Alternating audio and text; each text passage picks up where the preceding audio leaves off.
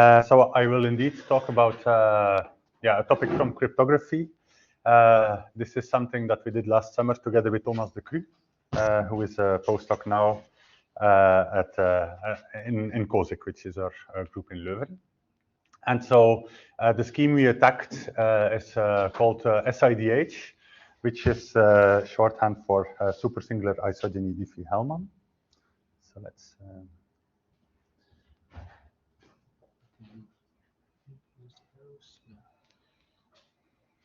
or maybe a space bar or something.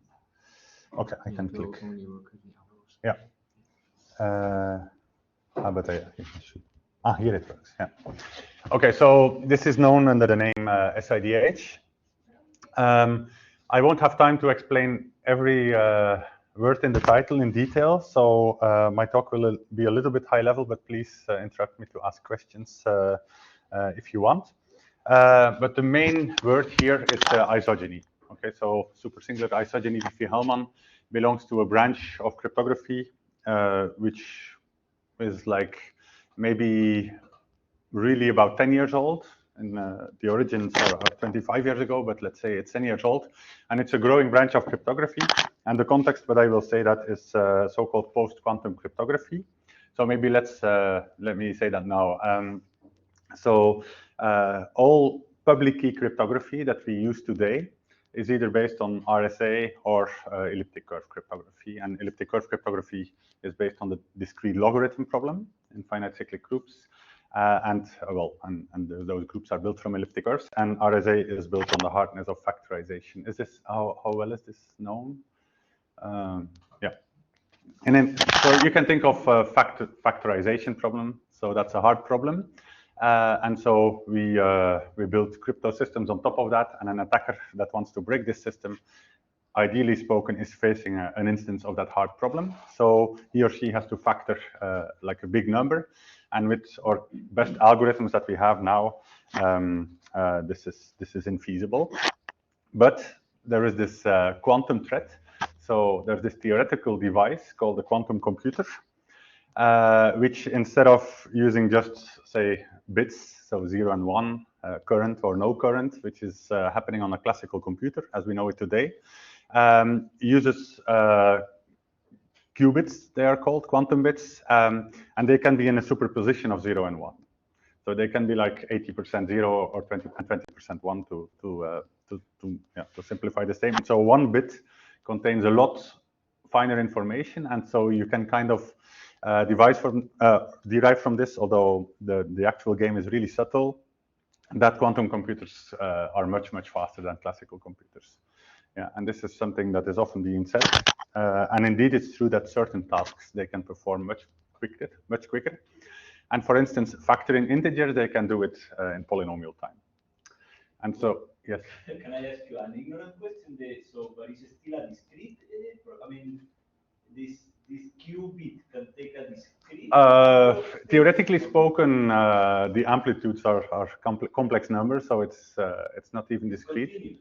It's continuous, but in practice they will work with a subset of. So they work with. So yeah, so it's continuous, and there are these so-called quantum gates that transform quantum states into other quantum states. They are built from unitary transformations. And for these unitary transformations, they, in principle, can also be anything in theory, but in practice, we take them from a subset, from a fixed subset, which you should think of as a generalization of AND gate, OR gate, NOR gate. So this now becomes part of a much bigger set of gates, which are called quantum gates.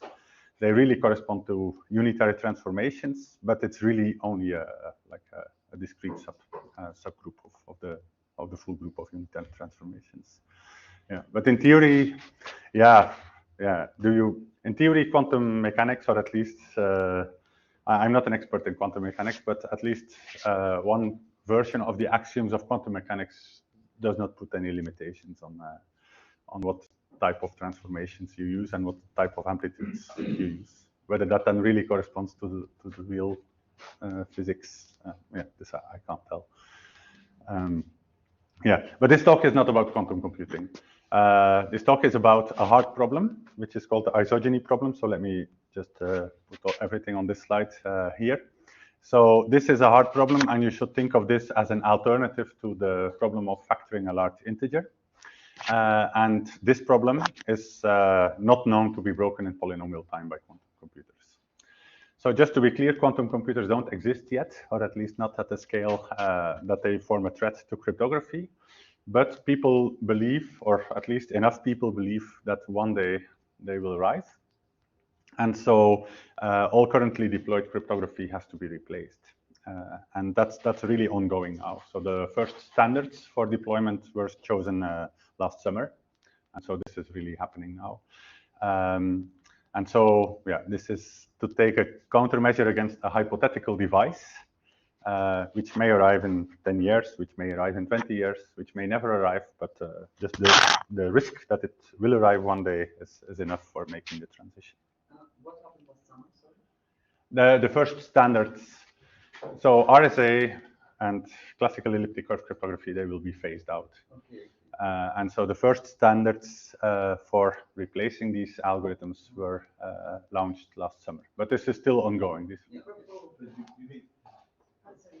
For RSA or for discrete lock? For both, yeah, for both. So good replacements have been found, or like steps in right direction? Yes, so indeed, so there's let me maybe list.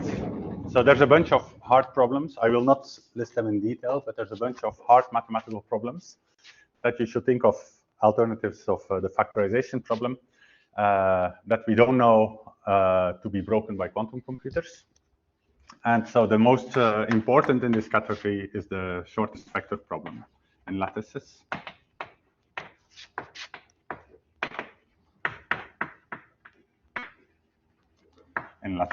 So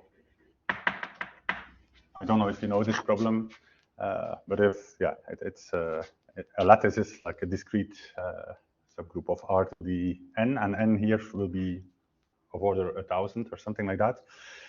So really a big dimensional lattice, and you are given a basis, so a basis of that lattice. So that's a free Z module of that rank 1,000. But this basis will be random looking, and then the question here is to find a very short vector in that basis, in that lattice. So that's a very hard problem, and the most successful proposals so far belong to this category. And the standards that were chosen last summer all belong to this category. But there are other proposals. There's code-based crypto, so this is decoding random linear codes. There's isogenies. And there's solving systems, but not necessarily linear systems of equations.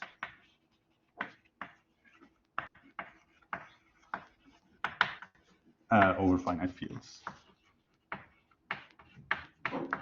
Okay, so this has a bit of a bad track record.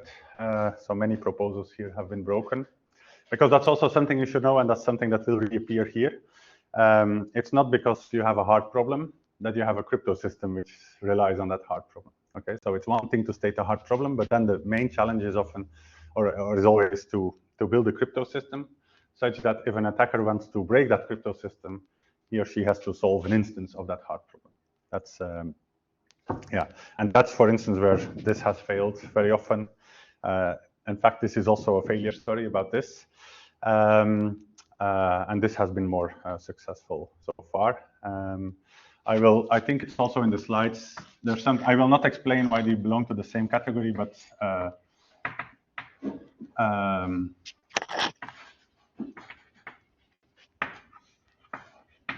so this is about solving systems of equations over finite fields, where the systems are not necessarily linear. Of course, if we have linear systems over finite fields, we have Gaussian elimination, so that's not a hard problem. But there's another way to make this into a hard problem, and that's by we're using noisy linear systems of equations over finite fields.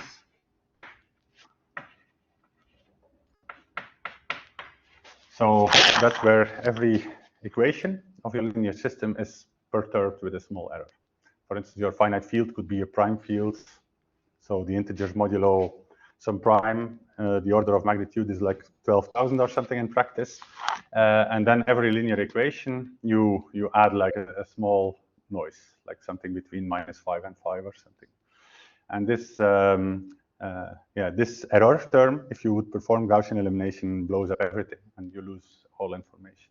And so this is considered, solving noisy linear systems of equation is considered a very hard problem, and can be related to the shortest vector problem in lattices. Okay. So that's the most successful category so far.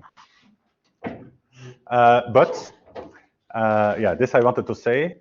So they chose standards last summer, 3 of them, all of them belonging to this category. But there is a concern that it's not a wise thing to put all your eggs in the same basket.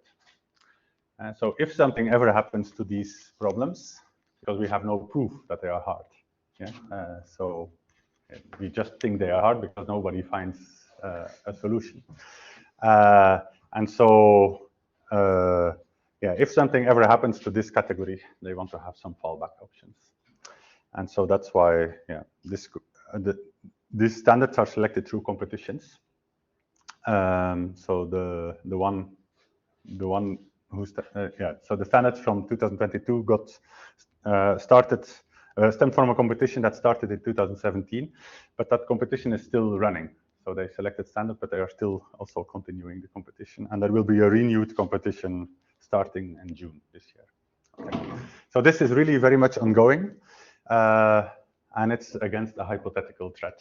So that's a bit weird, maybe, but yeah. Is this clear context-wise?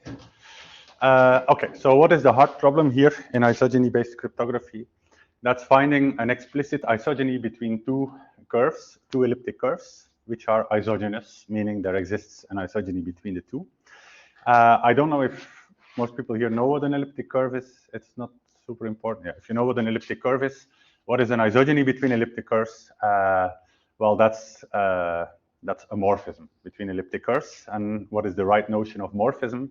Well, they are curves, so it should be a morphism of curves. It should be an algebraic map. But they are also groups, so it should also be a homomorphism of groups. And interestingly, if you have a morphism of curves, that maps the base point, so the point at infinity, typically to the point at infinity, automatically this will be a group homomorphism. So that's answered. Yeah. So it depends on the source, but indeed we want it to be surjective. Yeah. Otherwise, you could send everything to the point at infinity, and that would be cheating. Yeah. Okay. So in practice, we work with elliptic curves over finite fields. There is some reason why we know that the 2 input curves to the problem are isogenous. There are nice theorems that characterize this even, but usually in practice they will really come from some concrete setup. So we know that they are isogenous, and the goal is to find an explicit isogeny between them. This problem is still considered a hard problem. Yes? So by the analogy to factorization, or to somehow modulation into, I think it's, I don't know why, but I think it's easier to test whether a number is prime than to, when you know that it's not prime, to factorize. Yes. How is it here? Is it easier to test whether 2 curves are isogenous? Than to find a... Yeah, so there's a very nice theorem due to Tate, which says that if you have 2 elliptic curves over a finite field FQ, then they are isogenous over that field. That's so meaning that the algebraic map has coefficients also in that field. If and only if the number of points over the finite field is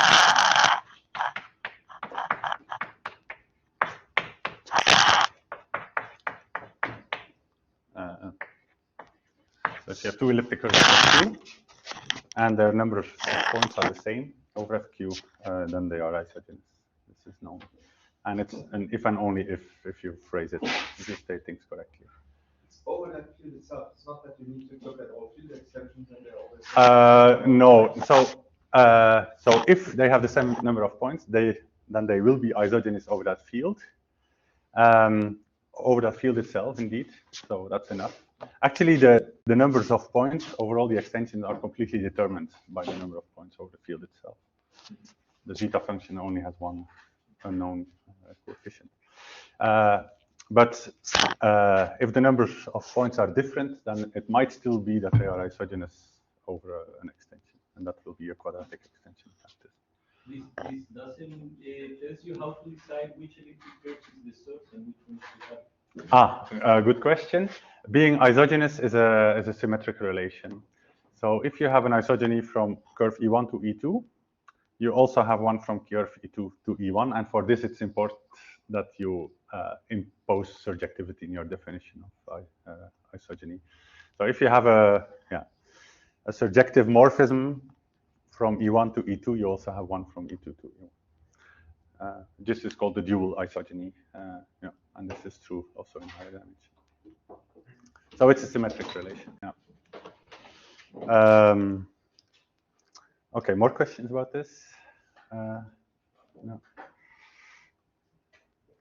So here's a quick overview. I already mentioned a few things of this, so I can go over this quickly.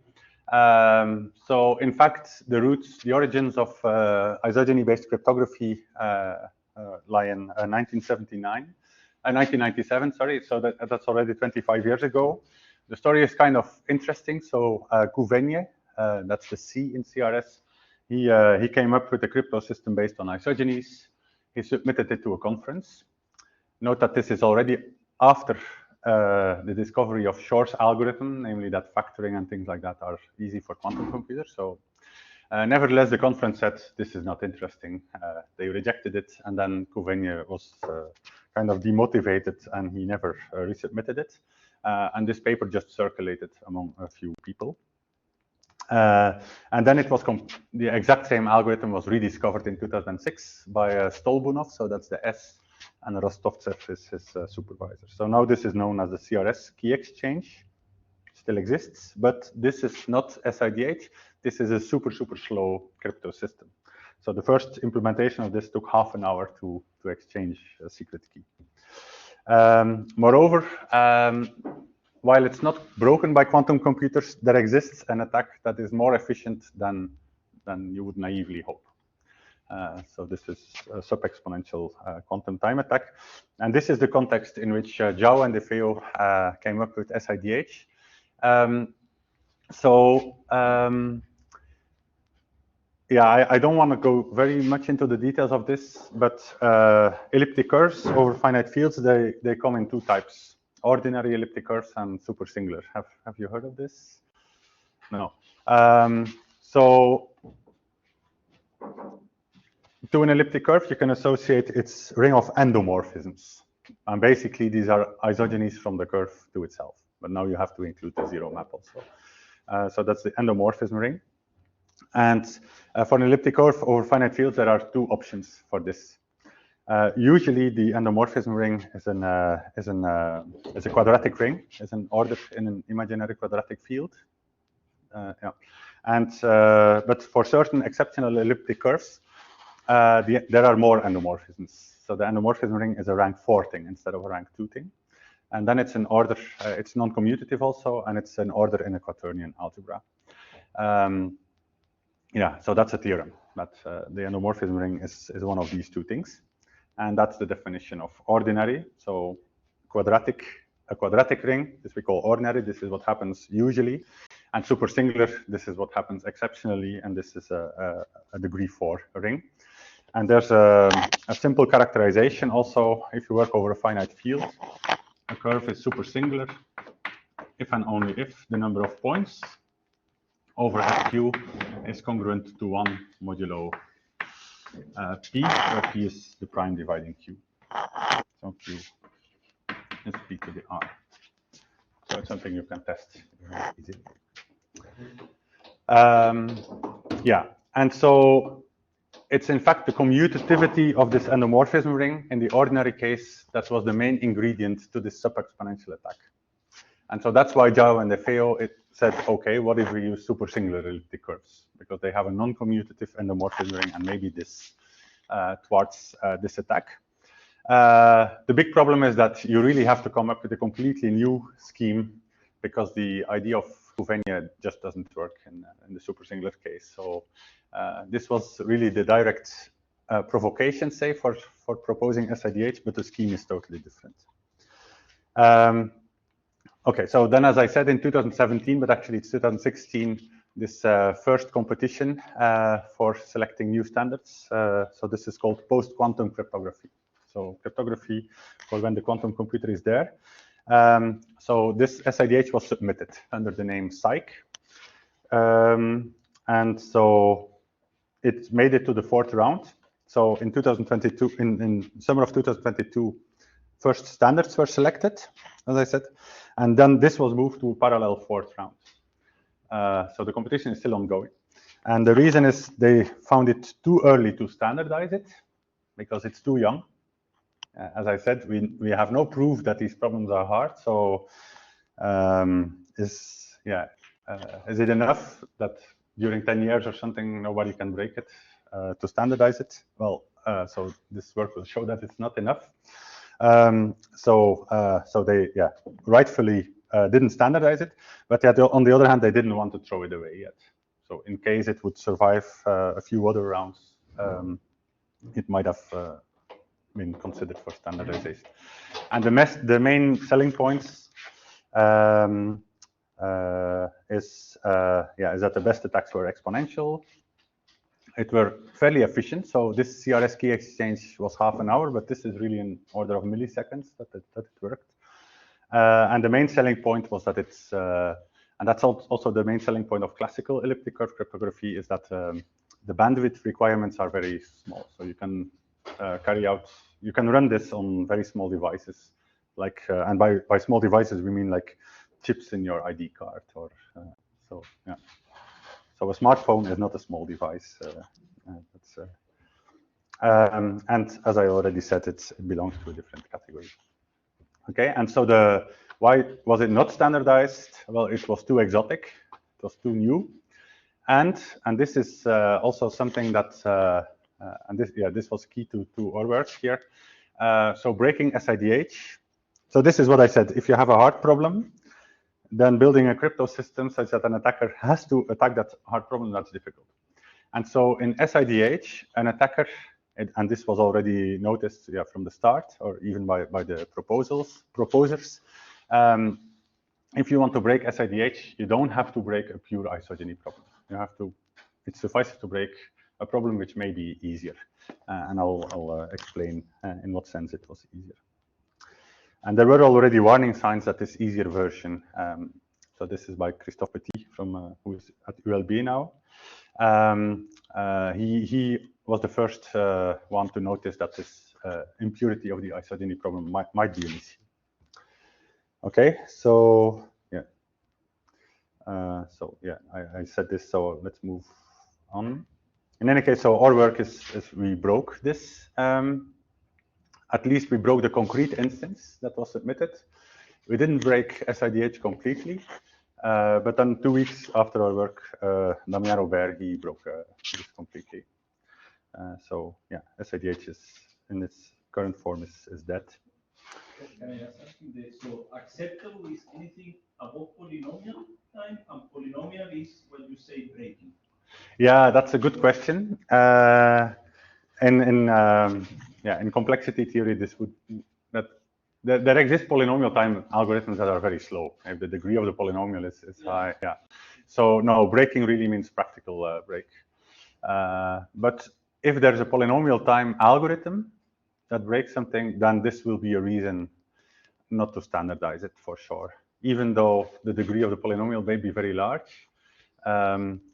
Because typically the hardest boundaries are from, well, that's what, there's no theorem like that, but that's what experience or history tells us.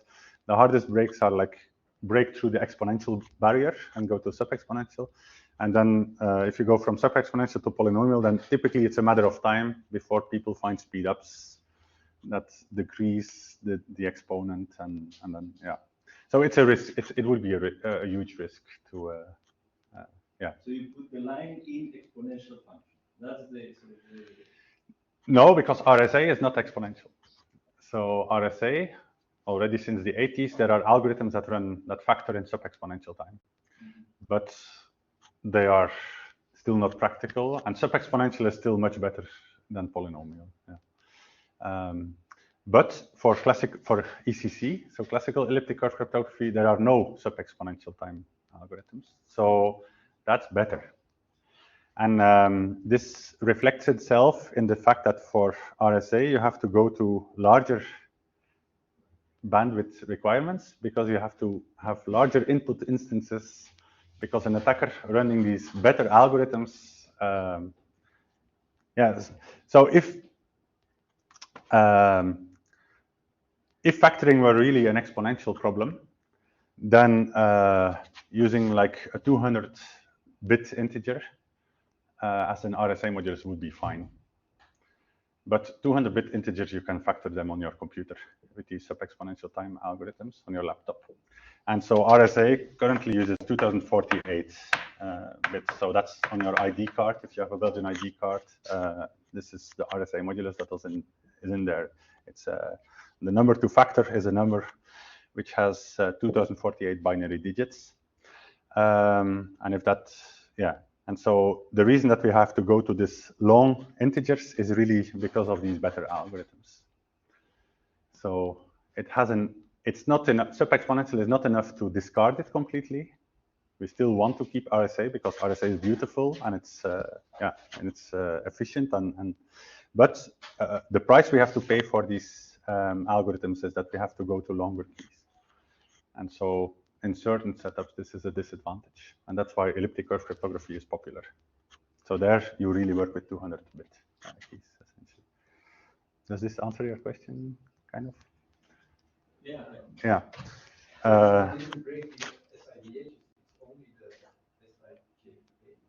That's what we did, yeah. But SIDH itself is now also broken by Damiano. Yeah. So yeah, just to answer your question, so there we have included some timings here. So for instance, this was the lowest. This is NIST level 1. So NIST, when they launched this competition, they defined some security levels, and so this was proposed to run to be secure, to meet the security demands of NIST level 1, which would mean on a naive compute with naive algorithms on a laptop, it should take millions of years to break this. But our algorithm ran 10 minutes on this. So it's not only a polynomial time attack, it's really a practical attack. Yeah, and so people have sped this up, and now this falls in like 6 seconds on your laptop. So, okay, so I'll try to give to explain how SIDH works, because it's still a beautiful scheme, and people have also tried to patch it, to come up with variants. And there has been one successful proposal. I'll briefly mention something about that. I also have to warn you, I recycled slides for a computer science audience. And so this is not p-adix, right? This is the integers modulo p-1. So my apologies for that. So this is the classical Diffie-Hellman key exchange protocol as it was proposed in 1976 by Diffie and Hellman. And this is also what happens in elliptic curve, in classical elliptic curve cryptography behind the scenes, except that that group is then replaced by an elliptic curve group. But the original proposal was to work in the multiplicative group of a finite prime field, Fp star. So publicly, Alice and Bob, they agree on this field. They agree on a generator of this multiplicative group. Everybody is allowed to see that. And then Alice privately will choose an exponent A. She will compute g to the a and send the result to Bob. Bob privately computes a secret exponent, privately chooses a secret exponent b, computes g to the b, sends the result to Alice. And now this is the Diffie-Hellman trick. So both parties can now compute g to the power a times b, because Bob can compute that as a g to the a that he received from Alice, raised to his only secret exponent b. And Alice can also compute that she received g to the b from Bob and can raise it to her own secret exponent a. Okay, and an attacker listening to this channel sees g to the a, sees g to the b, and the goal is to find g to the ab from that. And that's, we believe, is a hard problem. And that's still, so there are, the best attacks here are also sub-exponential, but not, it's still unbroken by classical computers. So SIDH. So yeah, before you get a heart attack or something, mathematically this is nonsense that is written here, but the high-level overview is as follows. So instead of trying to agree on a secret element inside a certain group, Alice and Bob will try to agree on a certain group inside a certain family of groups. So for the moment, I just took abelian groups. So they publicly agree on this family and on on a group. And suggestively, I call this group E because it will be an elliptic curve later on. And now Alice secretly chooses a subgroup of E, computes the quotient, E modulo A. So let's say everything is abelian, so there's no problems with normal subgroups and things like that. So she computes the quotient, sends the result to Bob. Bob does the same. He secretly chooses a subgroup B, computes this quotient, and sends the result to Alice. Of course, this is very high level because how does he, how are these quotients represented and things like that. So this is super high level. But then the idea is that Alice receives this E modulo B from Bob, and she quotients out further by her own secret subgroup A. Yeah, and Bob does the same. He received E modulo A from Alice, and he quotients this out further by his own secret subgroup B. And then the idea is that somehow they both have computed this quotient. That's a high-level idea, but this, yeah, as I said, is mathematical nonsense because A is not a subgroup of E modulo B. It's a subgroup of E. So if you want to make sense of this, you have to do something like this. So instead of just sending E modulo A, Alice kind of also has to explain to Bob how to map E to E modulo A. Because Bob will need that to map his own group B inside E modulo A. Yeah, so that's kind of the first idea for a patch. And the same for Bob. Bob also has to tell to Alice how to map E to E modulo B. But, and now this is, yeah, mathematically now this makes sense, but this will be completely insecure in practice because as soon as you give away this map, you kind of give away, you can kind of guess, yeah, in every sensible way that we can think of for giving away this map, you also give away the kernel of that map. And so Alice would just leak the secret subgroup. So this doesn't work. And so the nice trick that De Feo and Jao came up with is to fix that idea. So this is still for arbitrary abelian groups, but as again, yeah, this will be an elliptic curve, and these will be points on the elliptic curve. But for the moment, they are just elements in the group. So they publicly agree on 4 elements: PA and QA. They will be used by Alice, and PB and QB, and they will be used by Bob. In what sense will they be used? Well, Alice will use PA and QA to create a secret subgroup. So she won't just choose any secret subgroup. She takes, like, think of PA and QA as spanning something 2-dimensional, and her secret subgroup will be like a line in there. And this is like the slope of that line, and that's her secret. And Bob does the same, but he uses the other points, PB and QB. So again, something 2-dimensional or rank 2, and then there's a secret slope in there. And now instead of, so now Alice really computes E modulo A, but instead of giving away phi A was this map from E to E modulo A, she will herself evaluate that map in these points PB and QB and send the result to Bob. So she won't just give phi A to Bob, she will immediately do that work that Bob will want to do for him. And then indeed, Bob can, for instance, or no, here it's explained for Alice. And so remember, Alice somehow wants to compute the image of A inside Bob's curve. Well, Alice can do this because the image of A inside Bob's curve is phi of this group. But because this is a group homomorphism, everything is linear. And so this image is also just this. Yeah, and so she knows the secret slope, and this she received from Bob. Yeah, and so that's the fix that Jao and De Feo came up with, which is pretty clever fix. Is this clear? Yeah. So it's a bit about the practicality, which maybe it's hidden because this is high level. But so the E, like everyone would know, and it's the same for everyone. Yeah. And then the PA and the QA is sort of, so every person has to have one of them if they want to like partake in the algorithm. So the algorithm is always between two people, always between two parties, Alice and Bob. And you, between these two parties, you always agree on these 4 points. Okay. So the example that you gave with the 2048 bits on each identity cards, Yeah. every person would have P and the P and the Q in their cards. Or yes, yeah. So this would be yeah. You should think of this indeed as well. So the 2048 thing is kind of a public key. It's like the product of these two primes.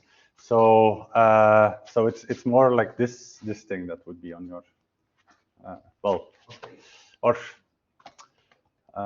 no, good question. What would be on your identity card? So the thing is, RSA is used for digital signatures mainly, and your ID card, this has this key because if you go to your city hall and you want to sign a document, you insert your ID card in the device, and basically you sign. So that's a digital signature algorithm, and this is about key exchange. So that's a different cryptographic task. So so there are two, public key cryptography has these two main tasks. That's key exchange. Alice and Bob agree on a common secret, and then that secret can be used to start secure communication. That key will then be used in another system, like AES, if you've heard of this, to communicate between Alice and Bob in a secret way. But then there's also the thing of digital signatures. For instance, if Alice wants to prove to Bob that she's Alice, then she will also like sign her messages, and then there's a certified authority that says, oh, this is indeed Alice that you're talking to. And that's another cryptographic task, and this is done by digital signatures. And RSA can be used for both in a very natural way, for both encryption and digital signatures, although in practice it's only used for digital signatures. But this is not a signature scheme, so this is something different. I don't understand what the phi B and phi A are now. So are they maps? Or? Yeah, they are still. It's still these. They are still maps. So they will be isogenies in the next minute. But phi A is really the quotient map, and phi B, and likewise for phi B. So as I said on the previous slide, if this quotient map would be given explicitly, yeah, then in every reasonable way we can do this. You could read off the kernel of that quotient map, and so you would read of the secret. And so, yeah, that's why Jao and De Feo said, well, can we do, instead of sending the whole quotient map, can we be more economic and not give everything to an attacker?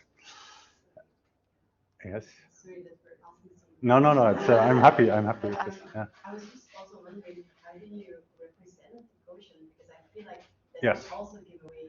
Yeah, and that's one. Yes. Yeah, and that's one reason to work with elliptic curves. Yeah. Okay. Yeah. So isogenies, as I said, are group homomorphisms. They have a kernel, and so you can think of an isogeny as really a quotient map, quotienting out that kernel. And as you said, isogenies are always surjective. So it's really, an isogeny is always really a quotient map. They're surjective of the algebraic closure. That's important to mention. So you're really working with elliptic curves, with the full elliptic curves. Yeah. And so, and there exist explicit formulas given, yeah, these are not on the slides, these formulas, but given an elliptic curve. Yes.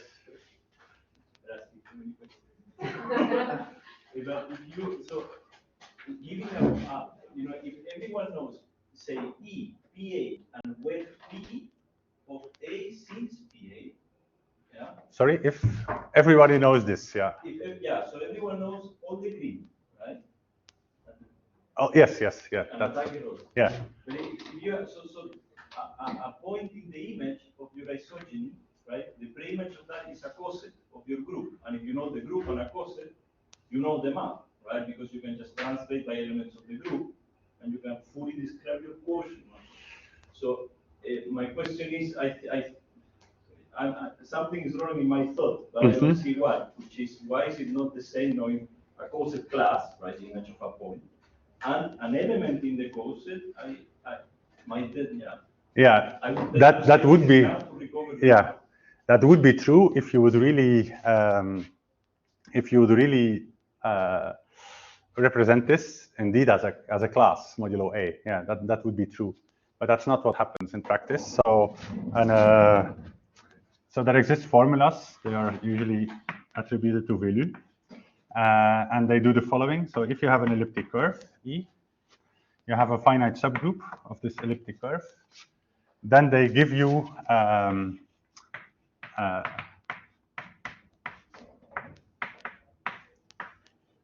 this. They give you this, and how do they give it to you? Well, an elliptic curve will be some Weierstrass equation, and they really give a Weierstrass equation for E modulo A. This will again be an elliptic curve.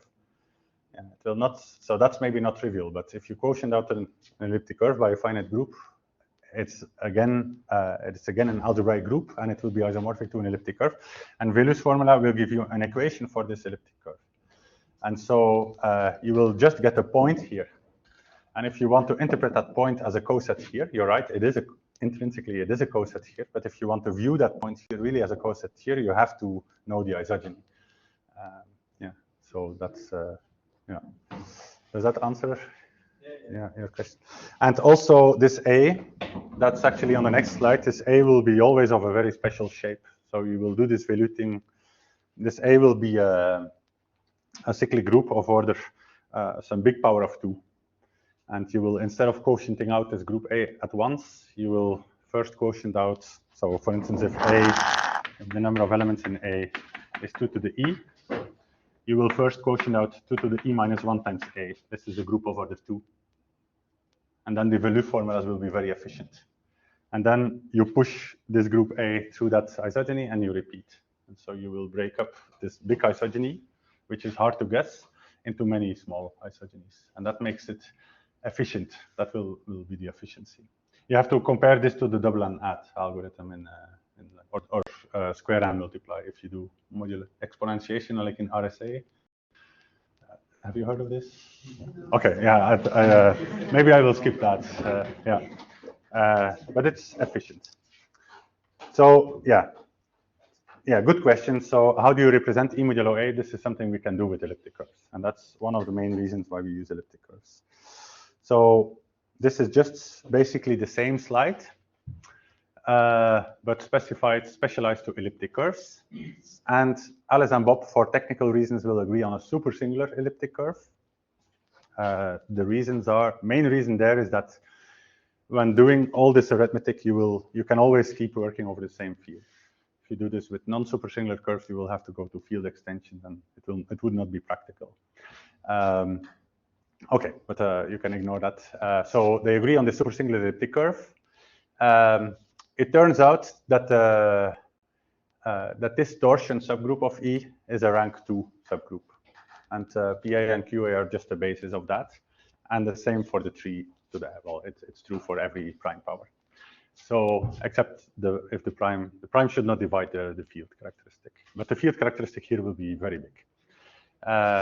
So that's the PA and the QA that they agree on, and then this is just the same. Okay, so Alice takes a secret subgroup in here, so it will be a group of order 2 to the E, and Bob takes a secret subgroup in here. It will be a group of order 3 to the F, and then they secretly compute this isogeny.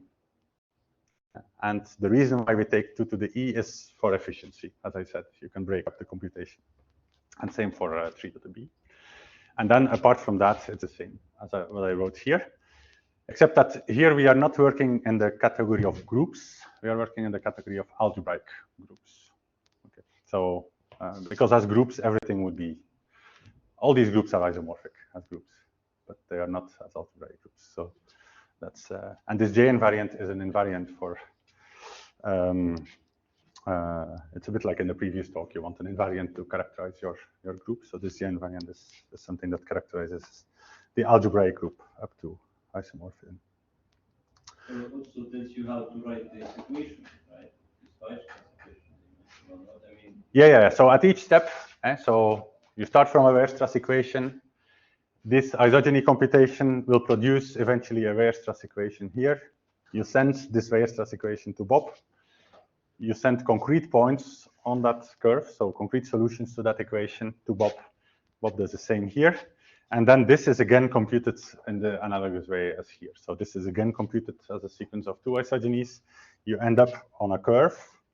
This curve will be also this curve for abstract reasons.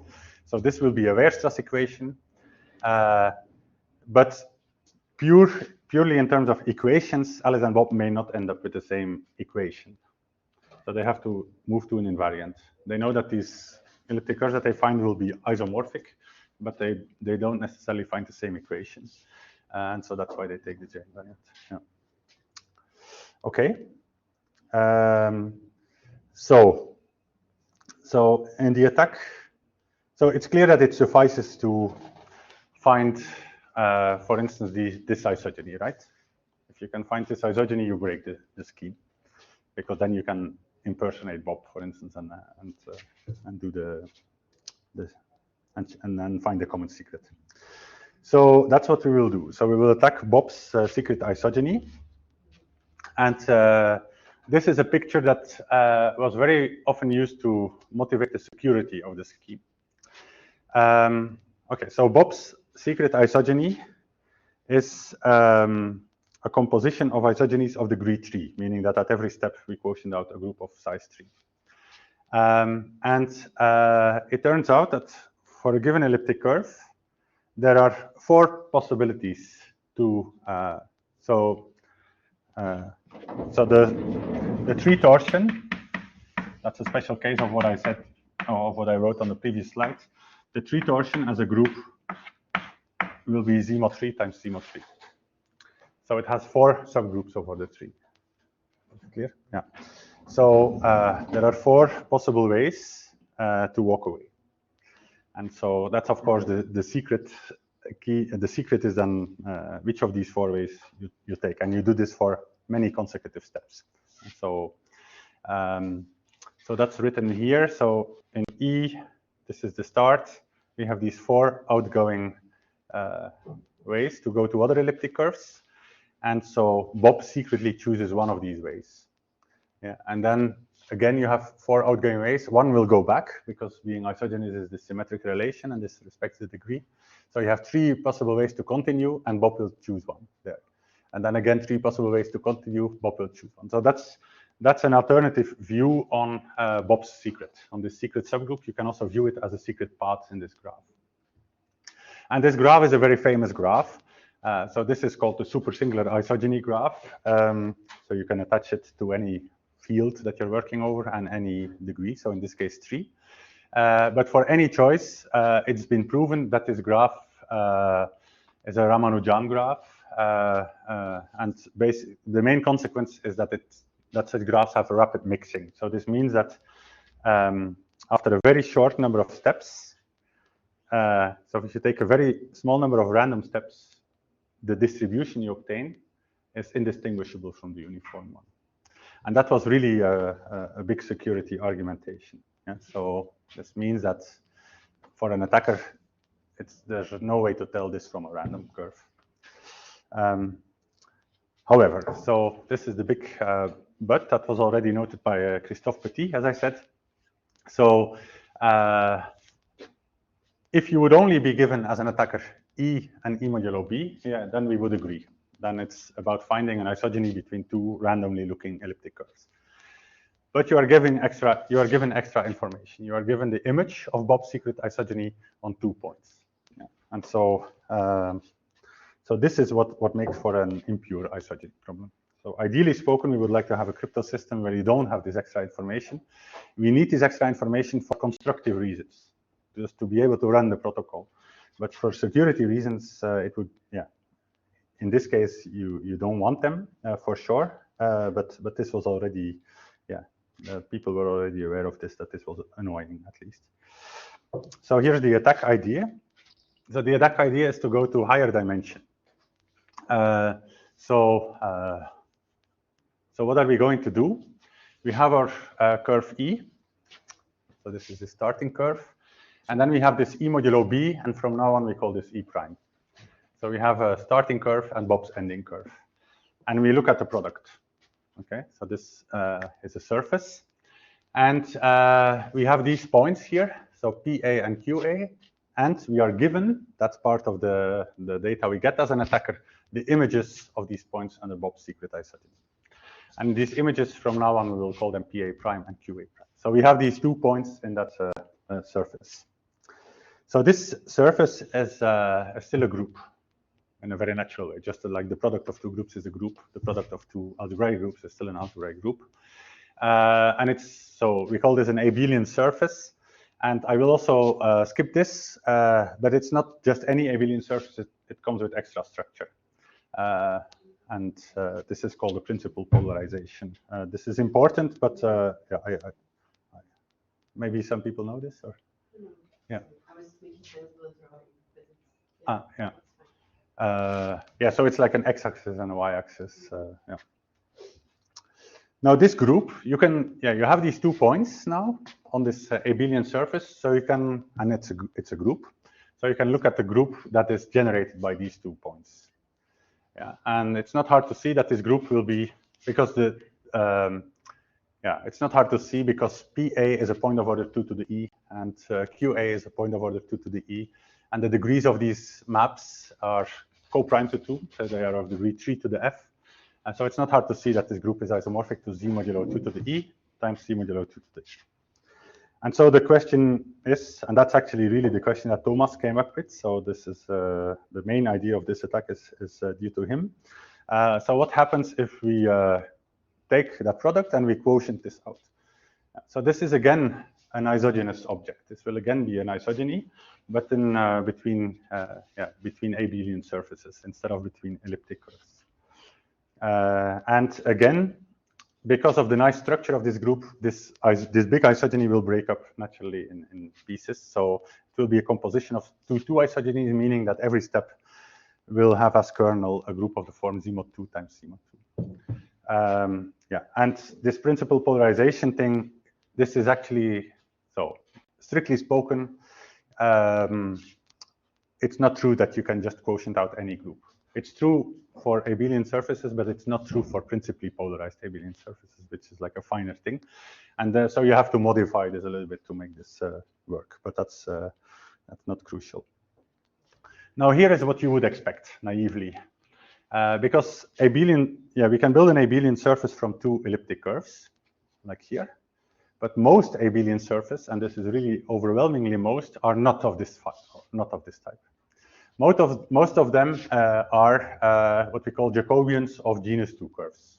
I don't know if you are familiar with this. So they contain a genus 2 curve. And so most, like, it's actually, if you work over, so in practice we work over Q, and Q will be P squared in practice, and P will be like 2 to the 700 or something. And it's really probability 1 over P, roughly, that you end up here. So that's really, with overwhelming probability, this will be the situation. There are, however, very exceptional cases where you suddenly, at the end, land on a product of elliptic curves again. Yeah. So, and such cases, they have been studied, and they are called reducible isogenies. So that's isogenies whose codomain is again a product of elliptic curves. And Ernst Kani is he proved a theorem in 1997 that characterizes this reducibility. So basically what he says is that you will land on a product of elliptic curves again, if and only if the group you quotient by is kind of the graph of an isogeny, restricted to the E torsion. So note this group really resembles the group that we were looking at, right? So this was really PA and QA, and then images of PA and QA under some isogeny. So Kani says you will land on a product of elliptic curves if and only if the group you quotient out is such a graph of an isogeny, and that's the extra condition, the degree of that isogeny has to be of this form. And so 2 to the e are the orders of PA and QA. So the degree of the isogeny has to be of the form r times 2 to the e minus r. So that's the theorem. And this is not satisfied in our case, because in our case, this isogeny is Bob's secret isogeny, has degree 3 to the f. Yeah, and 3 to the f is definitely not of the form r times 2 to the e minus r. Yeah, so that's a shame, but at least yeah, one should note the resemblance. So this is what I said. So so the idea, you have to cut me if yeah, I will try to. Maybe 5 minutes. Yeah, I will. Yeah, is that fine for everyone? Yeah. So the idea is to make Bob's isogeny longer somehow, but by something we choose ourselves. So there will be no secret in this part, and we make it longer so that the degree becomes of the form r times 2 to the e minus r. So concretely, we will make this isogeny longer. We go in the other direction, but as I said, you could also go in that direction. With an isogeny gamma that we choose ourselves, and it has to have degree 2 to the e minus 3 to the f. Let's assume that this is positive for now. And then this composition will have degree 3 to the f times 2 to the e minus 3 to the f. So it will have degree of this form, r times 2 to the e minus r. Yeah, so this degree, this is this dual thing, this is just reversing this arrow, is of the desired form. And so now by Kani's theorem, we know that if instead of these points, we move them here. So these are called PC and QC now. That's just, and then the others are just as before. We know that if we quotient out this group from C cross E prime, we will end up on a product of elliptic curves. And so the idea behind the attack is that if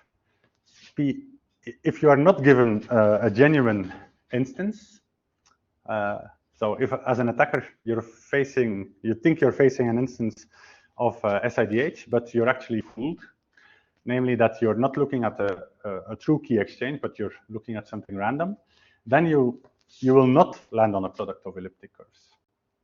Yeah, and so yeah. So basically, this is then how it works. So you have to keep this graph that I plotted before in mind. So this is Bob's secret walk, but every arrow here is one out of 3 options, basically. So what we do is we will guess the first step. We only have 3 options, so that's if we have a good test to see whether our guess was correct, then this will be an efficient attack. So for phi 1, we have 3 options. So we make a guess, one of these 3 options. We land on a curve E1 question mark to say, is this the correct guess? We look at the images of these points under this guess. And now we play the Kani game. So now we have, if this is a correct guess, then we are here, right? And then we are, then this E1 question mark is connected to E prime via an isogeny of degree 3 to the f minus 1. And these are really the image points then of that isogeny. So if the guess is correct, then we are connected by an isogeny of degree 3 to the f minus 1. So now we test if this is correct by extending this isogeny with an isogeny of this degree, and so that the composition is of Kani's form. We compute the quotient. If we land on a product of elliptic curves, because this is such a rare event, it's overwhelmingly likely that this is the correct guess. Yeah, and so if we made a wrong guess, then probably we will land on a Jacobian. Yeah, and so then after that guess, we continue. We now know that E1 is the correct one, and we repeat. Yeah, yeah. So I didn't really spend time on this, so let's skip this. Did you check that? Sorry to finish. I can ask again. No. I think I should stop here. Yeah, because otherwise, yeah. But I think you're easy to check I can answer that then. Yeah. Okay. So let's maybe first go to that. Yeah. So is it easy to check? Yeah, exactly. Yeah. So this, as I said, this big 2 to the e isogeny is broken into pieces naturally. So this is a group. In total, you want to quotient out a group of the form z mod 2 to the e times z mod 2 to the e. And we will first do z mod 2 times z mod 2, push it through, z mod 2 times z mod 2. So these are these steps. And this is a bit an annoying step. But walking with two isogenies between Jacobians is super classical. There are formulas from the 19th century for doing this. This is amazing, actually, that people already did this. So they are called Richelieu isogenies. So these are super efficient. This was done in the year 2000. There were formulas were derived from this, for this. And this last step, we don't really have to do it. We just want to know whether we land on a product of elliptic curves or we land on a Jacobian again. Well, the nice thing about these Richelieu isogenies is that if you want to do a Richelieu isogeny, then at some point you have a division. And it may happen that you have a division by 0. And actually, this will happen if and only if you were not allowed to do a Richelieu isogeny, actually. So this would mean, so Richelieu isogenies you can do between Jacobians.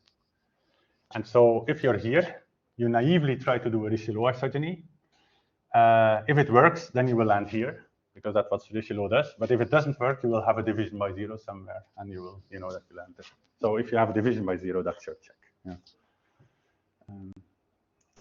Yeah, so I will stop here. Yeah.